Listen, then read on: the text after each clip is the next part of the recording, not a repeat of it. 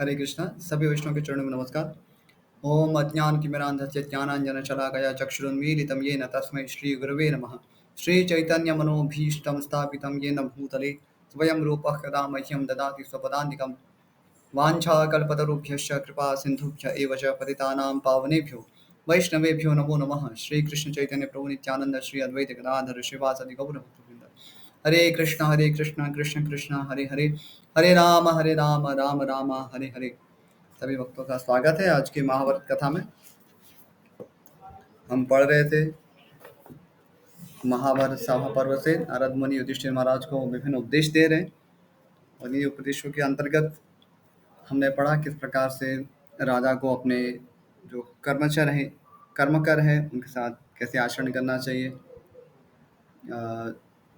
जो उसके विविध मंत्री हैं उनकी क्या योग्यताएं होनी चाहिए, तो इस पर हमने चर्चा की।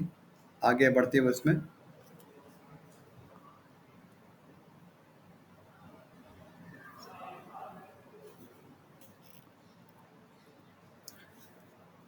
क्या तुम विद्या से विनयशील एवं ज्ञान निपुण मनुष्यों को उनके गुणों के अनुसार यथायोग्य धन आदि देकर उनका सम्मान करते हो। यहाँ पर बात हो रही है जो विद्या से विनयशील है और ज्ञान निपुण है, तो ऐसे लोगों का समय समय पर यथा योग्य सम्मान होना चाहिए धन इत्यादि के द्वारा। तो ये राजा के लिए एक कर्तव्य में आता है कि वो ऐसे गुणी लोगों का अ, उत्साहवर्धन करे, उनको प्रमोट करे।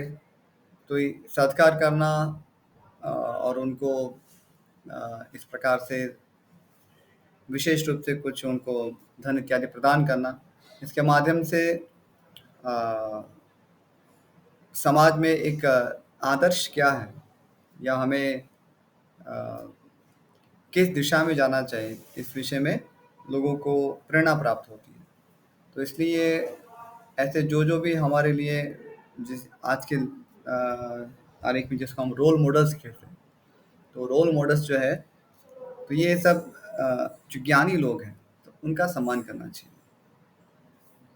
आजकल जो हम सम्मान करते भी हैं तो वैसे ही जो सबसे ज़्यादा जो अर्थकामी है अथवा जो विषय भोग में ज़्यादा उसमें निपुण है, उसको कैसे प्राप्त करना है, तो ये इसको ज्ञानी व्यक्ति का लक्षण नहीं कहते। तो ज्ञानी व्यक्ति वो होता है जिसमें शास्त्र की बुद्धि होती है। तो शास्त्र बुद्धि से युक्त जो है, शास्त्र बुद्धि से जो चलते हैं, तो उन लोगों का सम्मान करना चाहिए। आगे, भरतश्रेष्ठ, जो लोग तुम्हारे हित के लिए सहर्ष मृत्यु का वरण कर लेते हैं अथवा भारी संकट में पड़ जाते हैं, उनके बाल बच्चों की रक्षा तुम करते हो ना। यहाँ पर जो लोग राजा के लिए अपने प्राण तक आहुति में दे देते हैं, तो ऐसे लोगों के जो परिवार की जो चिंता है, तो उसका वहन करना राजा के लिए एक आवश्यक कर्तव्य है।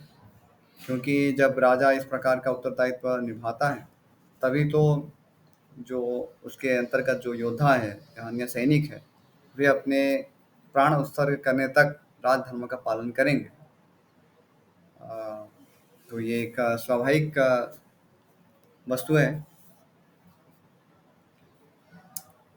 कुंती नंदन, जो भय से अथवा अपनी धन संपत्ति का नाश होने से तुम्हारी शरण में आया हो या युद्ध में तुमसे परास्त हो गया हो, ऐसे शत्रु का तुम पुत्र के समान पालन करते हो या नहीं। तो यहाँ पर महाराज युधिष्ठिर के लिए एक अ, विशेष एक कर्तव्य है जो नारद मुनि के द्वारा यह बताया जा रहा है कि जो अपने धन नाश होने से राजा के शरण में आया हो अथवा युद्ध में परास्त हो गया हो, तो उसका भी पुत्रवत पालन करना चाहिए, क्योंकि वो भी अभी प्रजा की तरह ही वो पालनीय है। तो यही भाव जो है राजा का होना चाहिए। तो इसका अर्थ इस प्रकार से ग्रहण कर सकते हैं, राजा जो है उसको सभी अवस्था में जैसे एक ईश्वर प्रजा का पालन करता है, तो उसी प्रकार से उसे अपनी प्रजा को पुत्रवत पालन करना है। पुत्र सामान्य रूप से प्रिय होते हैं क्योंकि वे कुल परंपरा का निर्वहन करते हैं। तो इसी प्रकार से प्रजा के प्रति भी यही भावना होनी चाहिए, जिसमें यदि शत्रु भी है जिसने शरणागति ले ली है, तो उस शत्रु का भी पुत्रवत पालन करना चाहिए। आगे, पृथ्वी पते, क्या समस्त भूमंडल के प्रजा तुम्हें ही समदर्शी एवं माता पिता के समान विश्वसनीय मानती है? तो वही विचार है, जितना ईश्वरीय भावना से प्रजा का पालन करेंगे, तो जैसे ईश्वर सबके माता पिता है, वैसे ही भावना से जब प्रजा का पालन करेंगे तो ये भावना स्वाभाविक रूप से उत्पन्न होगी प्रजा में कि राजा को वे माता पिता के जैसे दिखेंगे। भरत कुलभूषण, क्या तुम अपने शत्रुओं को स्त्री द्यूत आदि दुर्व्यसनों में फंसा हुआ सुनकर उसके त्रिविध बल यानी कि मंत्र कोश एवं भृत्य बल अथवा प्रभु शक्ति मंत्र शक्ति एवं उत्साह शक्ति पर विचार करके यदि वह दुर्बल हो तो उसके ऊपर बड़े वेग से आक्रमण कर देते हो? तो यहाँ पर एक राजनीति बताई जा रही है कि कैसे जब शत्रु दुर्बल हो और विशेष रूप से स्त्री द्यूत आदि व्यसन में पड़ा हो, तब उसको उसके जो तीन जो बल हैं, इसमें बताया कि मंत्र बल, कोश बल और भृत्य बल। मंत्र बल अर्थात जो उनके मंत्री है, कोश यानी उनका जो राजकोष है, और भृत्य बल अर्थात उनके जो भी सैनिक इत्यादि हैं, तो उन पर धावा करना या उनको वश में करने का प्रयास करना, तो ये राजा के लिए एक कर्तव्य बताया गया है। उसका रणनीति की दृष्टि से देखें तो जब शत्रु दुर्बल हो, वही उत्तम अवसर होता है उस पर आक्रमण करने का, क्योंकि जब बलवान होगा शत्रु तो उसमें अपने हार होने की भी संभावना है, और दूसरा उसमें हमारा खुद का भी नुकसान ज़्यादा जाता है। इसलिए शत्रु पे दृष्टि रखते हुए जब शत्रु दुर्बल हो या इस प्रकार से दुर्व्यसनों में पड़ा हुआ हो, तब उस पर आक्रमण करना उचित रणनीति मानी जाती है।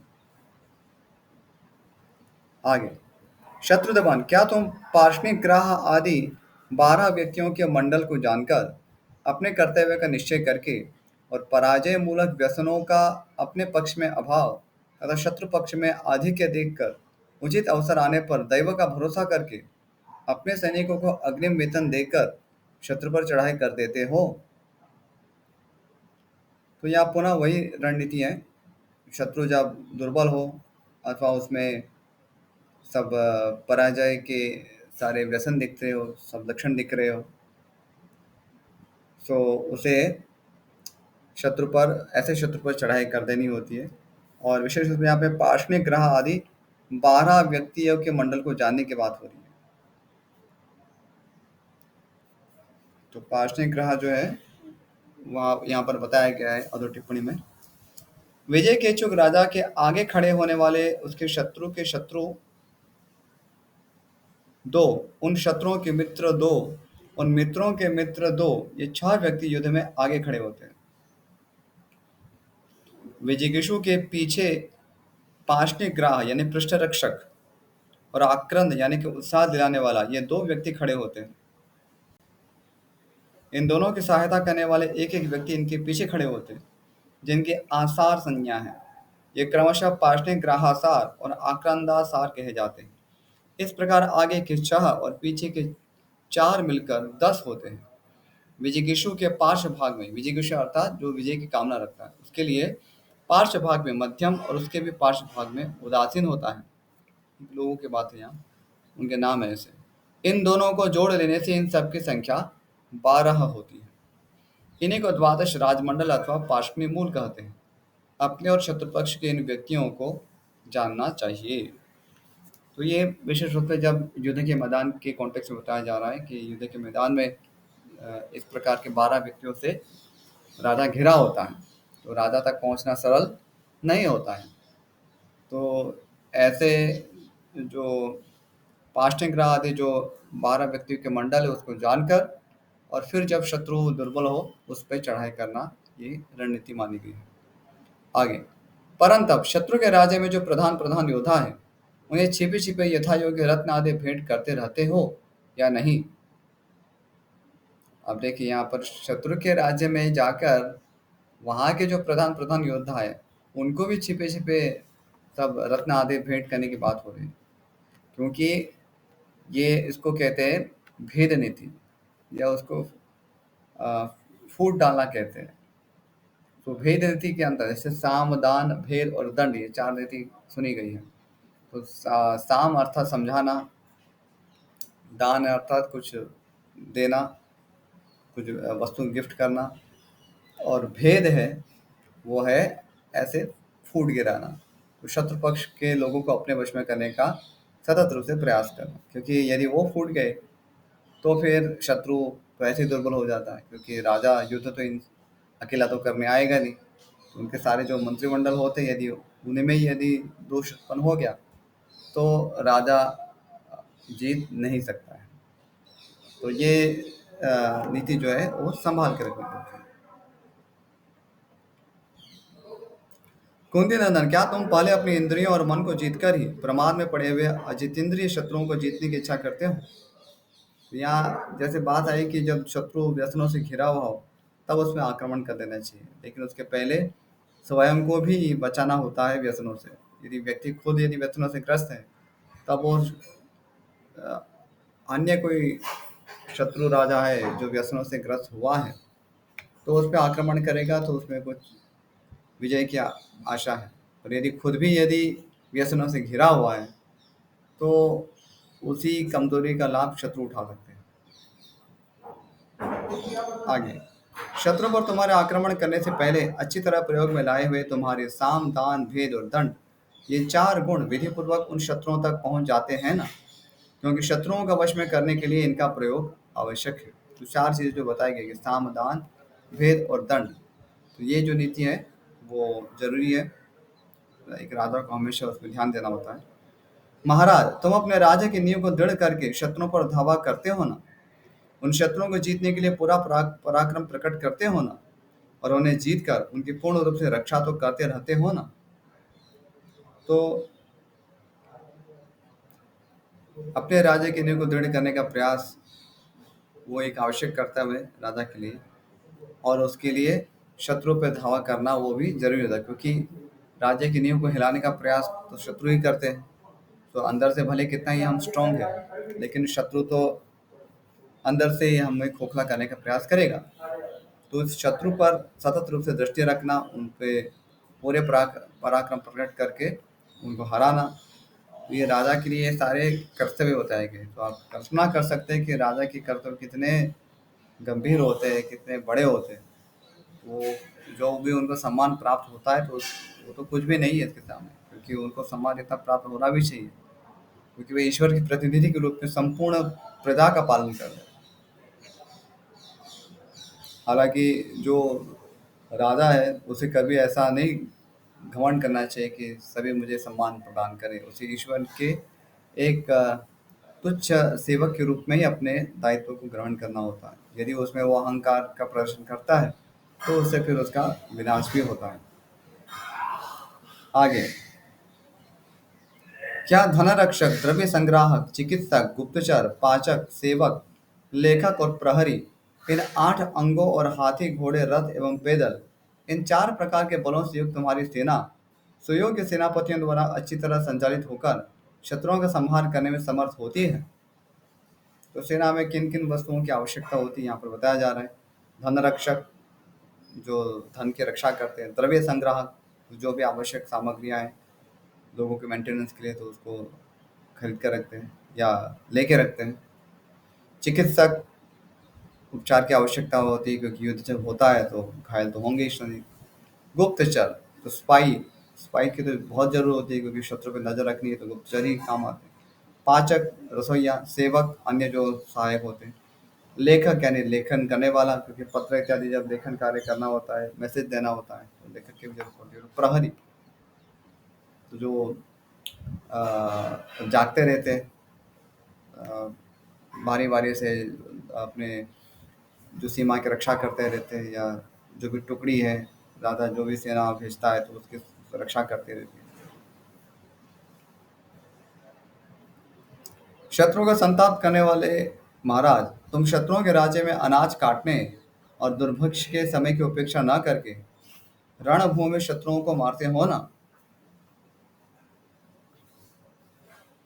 बताया जा रहा है कि तुम शत्रुओं के राज्य में अनाज काटने और दुर्भिक्ष के समय की उपेक्षा न करके रणभूमि में शत्रुओं को मारते हो ना। यानी कि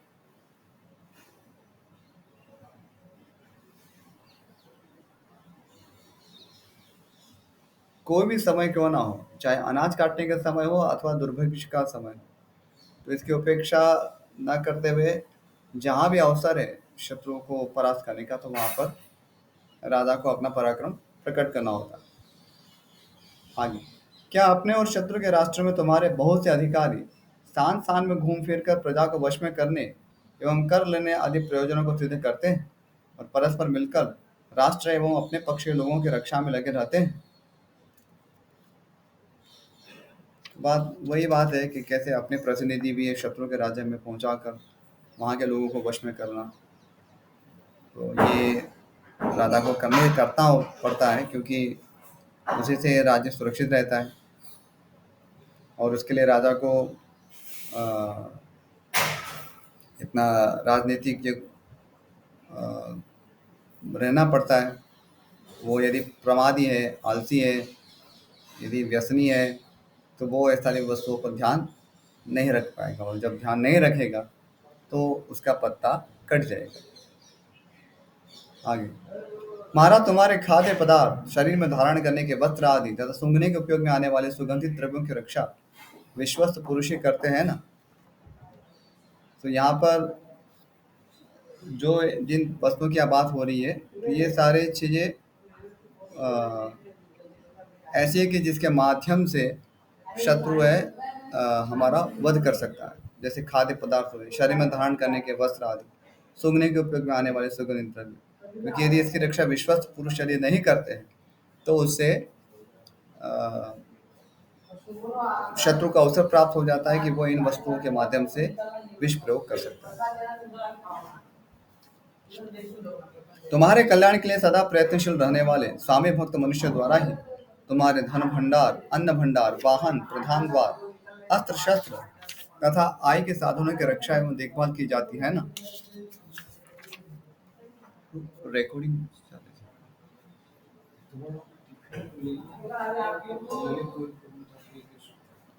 अच्छा, वेनेसडे से ठीक है। तो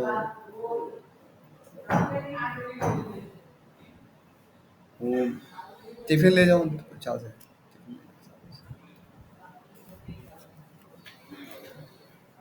क्षमा कीजिएगा थोड़ा सा उसके लिए। तो तुम्हारे कल्याण के लिए सदा प्रयत्नशील रहने वाले स्वामी भक्त मनुष्य द्वारा ही तुम्हारे धन भंडार, अन्न भंडार, वाहन, प्रधान द्वार, अस्त्र शस्त्र तथा आय के साधनों की रक्षा एवं देखभाल की जाती है ना। तो विश्वस्त पुरुषों को होना बहुत जरूरी है, क्योंकि जो भी साधनों की यहाँ चर्चा हुई है, जिसमें अस्त्र शस्त्र, प्रधान द्वार, वाहन, अन्न भंडार, धन भंडार, यदि इसमें यदि अविश्वास लोग आए तो इससे शत्रु ये सारे उस वस्तुओं पर प्रहार कर सकता है या उसको वश में कर सकता है, तो उससे राजा की व्यवस्था टूटती है और राजा जो है कमजोर होता है। आगे, प्रजापालक नरेश, क्या तुम रसोई आदि भीतरी सेवकों तथा सेनापति आदि बाह्य सेवकों द्वारा भी पहले अपनी ही रक्षा करते हो, फिर आत्मीय जनों द्वारा एवं परस्पर एक दूसरे से उन सब की रक्षा पर भी ध्यान देते हो? तो रसोइयों और सेनापति आदि बाह्य सेवकों द्वारा भी सबसे पहले अपनी रक्षा करनी होगी, यानी कि राजा को खुद की रक्षा करनी होती है। उसके बाद फिर परिजनों की रक्षा, और दोनों को मिलकर, परिजन और राजा मिलकर फिर ये सारे दूसरे जो व्यक्ति है उन पे ध्यान देना पड़ता है। तो ये रक्षा जो है वो राजा के लिए बहुत इंपॉर्टेंट होता है, इसलिए वहाँ पर जो सुरक्षा दी जाती है, उनके साथ आसपास जो इतने लोग चलते हैं तो वो व्यर्थ के नहीं चलते, क्योंकि उन पे हमेशा शत्रुओं की दृष्टि रहती है इनको नष्ट करने के लिए।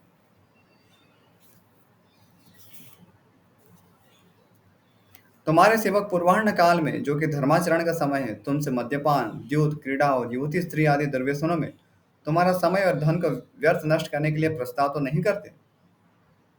तो पूर्वाह्न काल यानी कि जो समय सुबह का होता है, प्रातः काल का समय है, तो वो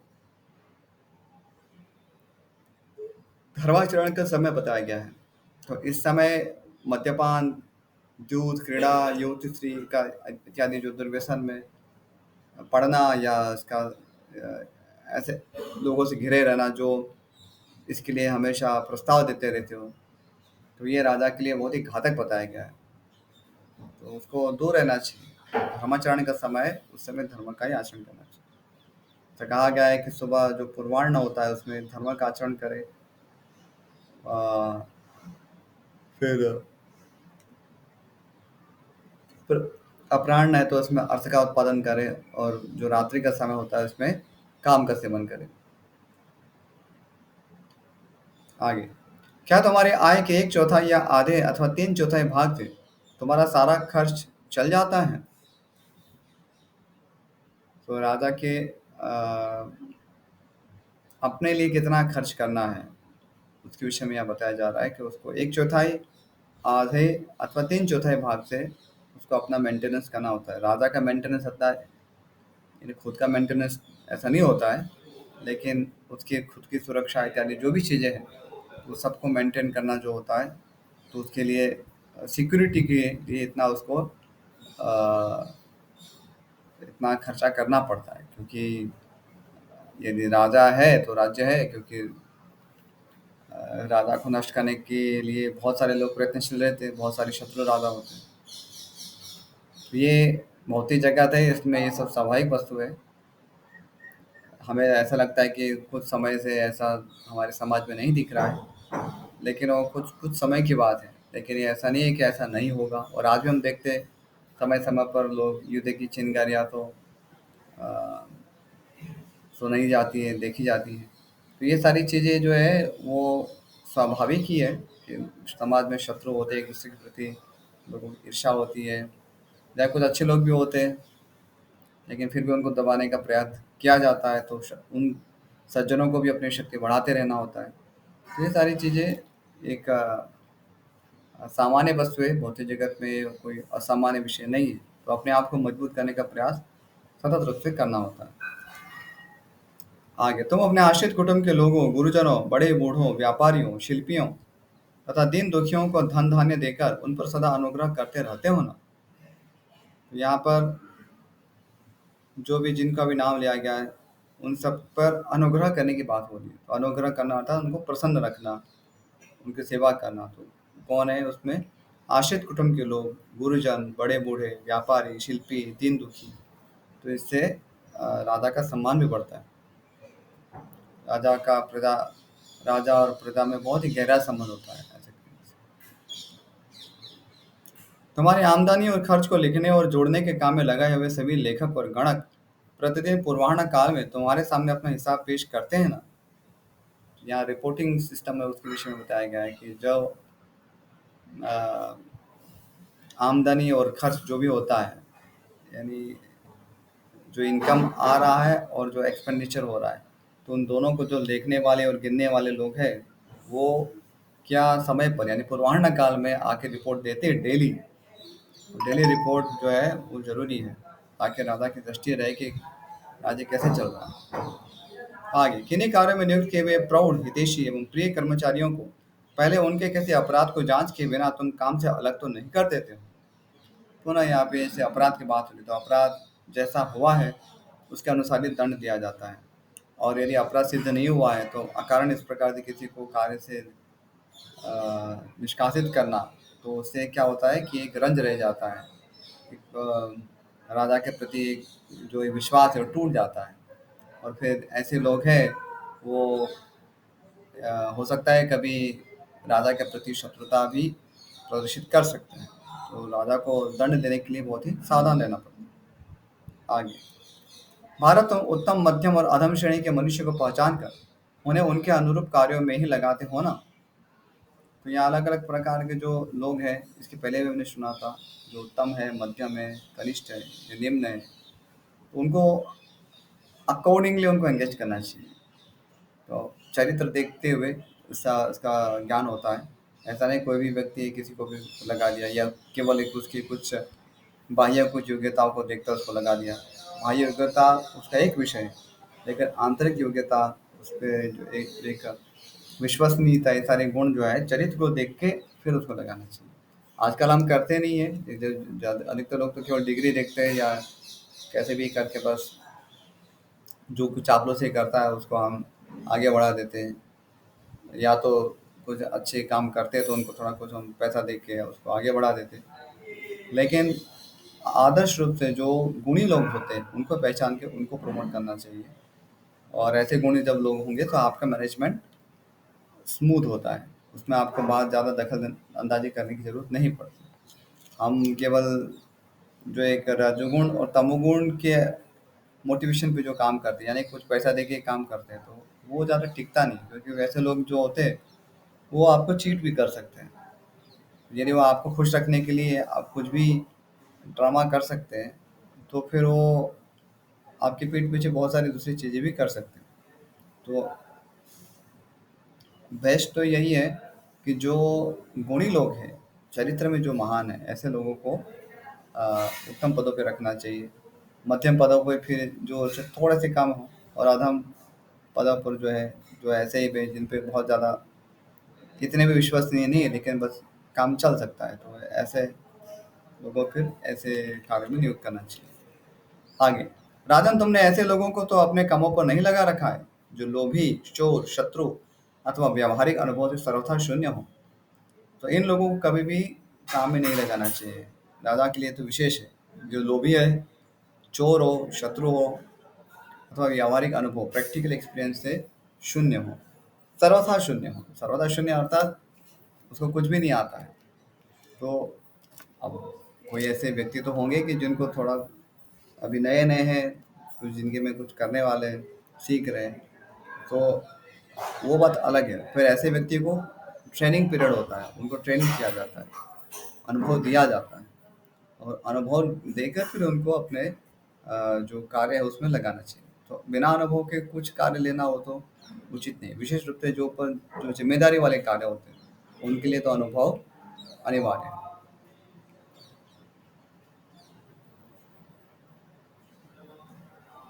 आज तो यहाँ समय भी हो गया है, तो यहाँ विराम करते हैं। ये बहुत ही लंबा अध्याय है ये। अस्तु। वाञ्छाकल्पतरुभ्यश्च कृपा सिन्धुभ्य एव च पतितानां पावनेभ्यो वैष्णवेभ्यो नमो नमः। श्रीमद् महाभारत ग्रंथ की जय, महर्षि वेदव्यास की जय, श्रीमान गणपति देव की जय, श्रील प्रभुपाद की जय। हरे कृष्ण। Thank you.